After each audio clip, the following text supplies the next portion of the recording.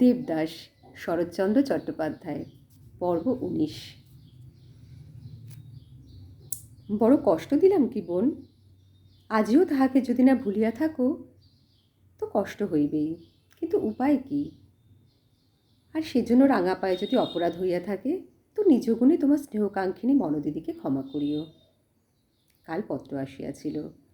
আজ সে মহেন্দ্রকে ডাকিয়া কহিল, 2টো পালকি আর 32 জন কাহার চাই, আমি এখনই তালসোনাপুরে যাব। মহেন্দ্র আশ্চর্য হইয়া প্রশ্ন করিল, পালকি বেহারা আনিয়ে দিচ্ছি, কিন্তু 2টো কেন মা? পার্বতী কহিল, তুমি সঙ্গে যাবে বাবা, পথে যদি মরি মুখে আগুন দেবার জন্য বড় ছেলেকে প্রয়োজন। মহেন্দ্র আর কিছু কহিল না। পালকি আসিলে 2 জনে প্রস্থান করিল। চৌধুরী মহাশয় শুনিতে পাইয়া ব্যস্ত হইয়া দাসদাসীকে জিজ্ঞাসা করিলেন। কেহই কিন্তু কারণ বলিতে পারিল না। তখন তিনি বুদ্ধি খরচ করিয়া আরও 5-6 জন দারোয়ান দাসদাসী পাঠাইয়া দিলেন। একজন সিপাহী জিজ্ঞাসা করিল, পথে দেখা হলে পালকি ফিরিয়ে আনতে হবে কি? তিনি ভাবিয়া চিন্তিয়া বলিলেন, না, তাতে কাজ নেই, তোমরা সঙ্গে যেও, যেন কোনো বিপদ আপদ ঘটে না। সেই দিন সন্ধ্যার পর পালকি 2টা তালসোনাপুরে পৌঁছিল, কিন্তু দেবদাস গ্রামে নাই। সেদিন দ্বীপ্রহরী কলকাতায় চলিয়া গিয়াছে। পার্বতী কপালে করাঘাত করিয়া বলিল, অদৃষ্ট। মনোরমার সহিত সাক্ষাৎ করিল। মন বলিল, পারো কি দেবদাসকে দেখতে এসেছিলে?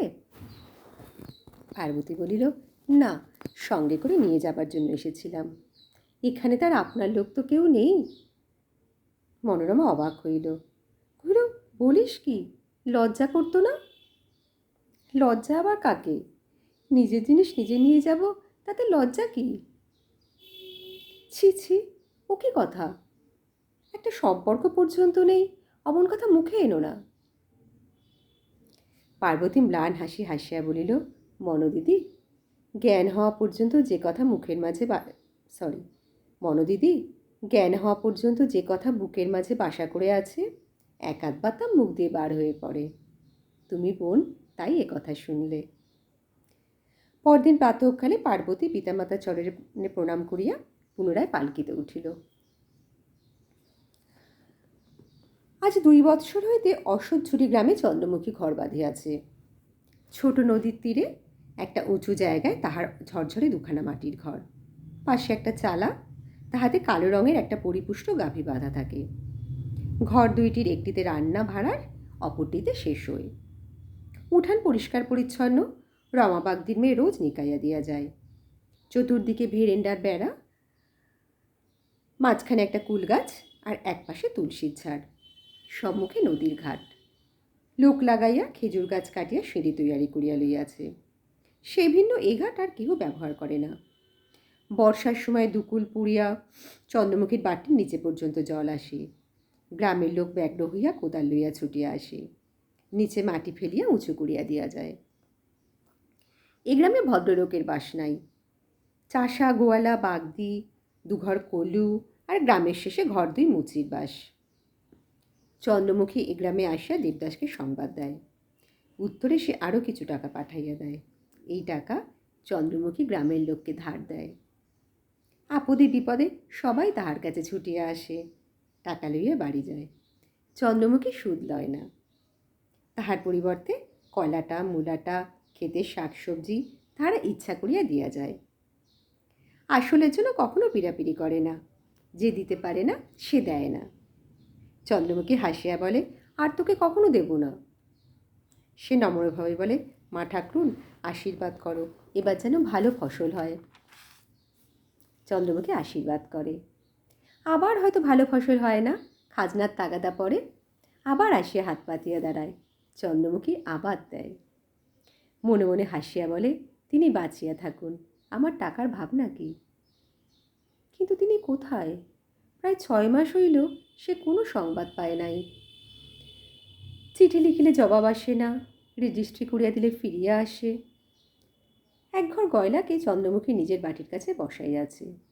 তাহার পুত্রের বিবাহে 10.5 গণ্ডা টাকা পণ দিয়াছে, 1 জোড়া লাঙল কিনিয়া দিয়াছে। তাহারা সপরিবারে চন্দ্রমুখীর আশ্রিত এবং নিতান্ত অনুগত। একদিন সকালবেলা চন্দ্রমুখী ভৈরব গয়লাকে ডাকিয়া কহিল, ভৈরব, তালসোনাপুর এখান থেকে কত দূর জানো? ভৈরব চিন্তা করিয়া কহিল, 2টো মাঠ পার হলেই কাছারি। চন্দ্রমুখী প্রশ্ন করিল, সেখানে বুঝি জমিদার থাকেন? ভৈরব কহিল, হ্যাঁ, তিনি মুলুকের জমিদার, এ গাঁও তার। আজ 3 বছর হলো তিনি স্বর্গে গিয়াছেন। যত প্রজা 1 মাস ধরে সেখানে লুচিমন্ডা খেয়েছিল। এখন তার 2 ছেলে আছে, মস্ত বড়লোক, রাজা। চন্দ্রমুখী কহিল, ভৈরব, আমাকে সেখানে নিয়ে যেতে পারো? ভৈরব বলিল, কেন পারবো না মা, যেদিন ইচ্ছা চলো। চন্দ্রমুখী উৎসুক হইয়া বলিল, তবে চলো না কেন ভৈরব, আমরা আজই যাই। ভৈরব বিস্মিত হইয়া কহিল, আজই? তারপর চন্দ্রমুখীর মুখের প্রতি লক্ষ্য করিয়া বলিল, তাহলে মা তুমি শিগগির রান্না করে নাও, আমিও 2টো মুড়ি বেঁধে নিই। চন্দ্রমুখী বলিল, আমি আর রান্না করব না ভৈরব, তুমি মুড়ি বেঁধে নাও। ভৈরব বাড়ি গিয়া কিছু মুড়ি ও গুড় চাদরে বাঁধিয়া কাঁধে ফেলিল। একগাছা লাঠি হাতে লইয়া ক্ষণকাল পরে ফিরিয়া আসিয়া বলিল, তবে চলো। কিন্তু তুমি কিছু খাবে না মা? চন্দ্রমুখী বলিল, না ভৈরব, আমার এখনো পূজা আহ্নিক হয়নি, যদি সময় পাই তো সেখানে গিয়ে ওসব করব।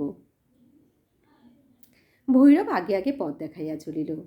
পিছনে চন্দ্রমুখী বহু কষ্টে আলের উপর দিয়া চলিতে লাগিল। অনভ্যস্ত কোমল পা দুটি ক্ষতবিক্ষত হইয়া রক্তাক্ত হইল। রৌদ্রে সমস্ত মুখ আরক্ত হয়ে উঠিল। স্নানাহার কিছুই হয় নাই, তবু চন্দ্রমুখী মাঠের পর মাঠ পার হইয়া চলিতে লাগিল।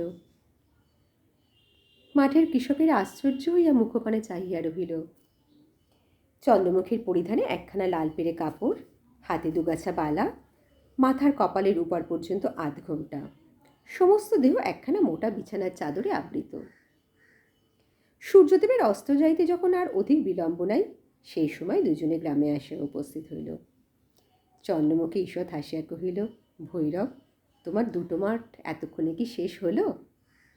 ভৈরব পরিহাসটা বুঝিতে না পারিয়া সরলভাবে বলিল, মা ঠাকুরুন, এইবার এসেছি। কিন্তু তোমাদের এই সুখী শরীরে আজ কি আর ফিরে যেতে পারবে? চন্দ্রমুখী মনে মনে বলিল, আজ কেন, কালও বোধ করি এই পথে হাঁটতে পারবো না। প্রকাশ্যে কহিল, ভৈরব, গাড়ি পাওয়া যায় না? ভৈরব বলিল, যাইবই কি মা, গরু গাড়ি ঠিক করব। গাড়ি ঠিক করিতে আদেশ করিয়া চন্দ্রমুখী জমিদার বাড়ি প্রবেশ করিল। Please subscribe.